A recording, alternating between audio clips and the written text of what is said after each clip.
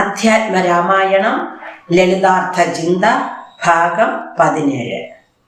ഹരിശ്രീ ഗണപതയേ നമ. അവിഘ്നമസ്തു.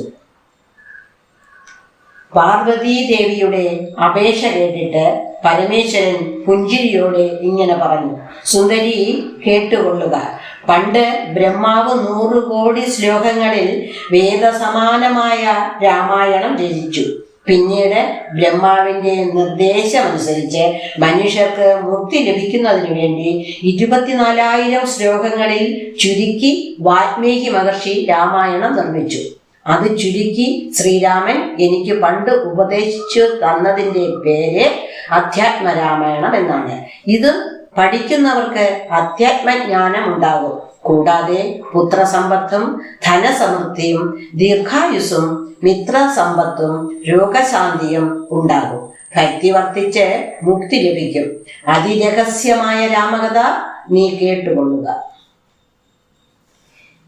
ഈശ്വരൻ ദേവൻ പരമേശ്വരൻ മഹേശ്വരൻ, ഈശ്വരിയുടെ ചോദ്യമിങ്ങനെ കേട്ട നേരം മന്ദഹാസവും ചെയ്തു ചന്ദ്രശേഖരൻ വരൻ. സുന്ദരഗാത്രീ, കേട്ടുകൊള്ളുകന്നരുൾ ചെയ്തു. വേദാവു ശതകോടി ഗ്രന്ഥ വിസ്തരം പുര വേദസംഹിതമരുൾ ചെയ്തിതു രാമായണം. വാൽമീകി പുനരിരുപത്തുനാലായിരമായി നാൻമുഖൻ നിയോഗത്താൽ മാനുഷമുക്ത്യർത്ഥമായി ചമച്ചാൽ അതിലിതു ചുരുക്കി രാമദേവൻ നമുക്കും ഉപദേശിച്ചിടിനാലിവമ്പുര. അധ്യാത്മരാമായണമെന്ന പേരിതിന്നിതം അധ്യയനം ചെയ്യുന്നോർക്കധ്യാത്മജ്ഞാനമുണ്ടാം. പുത്രസന്തതി ധനസമൃദ്ധി ദീർഘായുസും മിത്രസമ്പത്തി കീർത്തി രോഗശാന്തിയുമുണ്ടാം.